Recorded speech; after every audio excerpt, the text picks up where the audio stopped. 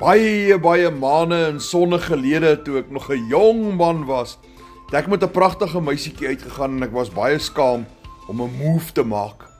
En sy het net eendag vir my gesê, "O André, weet jy wie kyk kry niks en wie gryp kry alles." Nou, as jy baie keer soos ek moes gaan swem en die water is baie koud, is daar vir my net een manier gewees om in te kom en dis spring in. Want as jy daar deur die lug trek, kan jy nie meer omdraai nie, dis verby. Nou, so is dit ook met aanlyn bemarking. Jy kan op die kantlyn sit, jy kan net die hele tyd kyk en jy kan skepties bly en niks doen nie en jy gaan arm bly. Maar ek sê nie jy moet onverantwoordelik wees nie, ek sê nie jy moet roekeloos wees nie. Daar's 'n ou spreekwoord wat sê, fools rush in where angels fear to tread.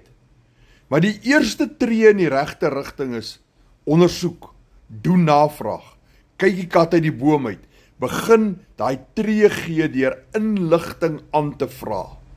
Nou as jy wil weet hoe ek met my selfoon enige iets van R1.700 tot R16.000 per transaksie verdien. As jy wil weet hoe ek dit doen daai navraag. Stap nommer 1. Dan kan jy mos besluit of die vir jou is of nie.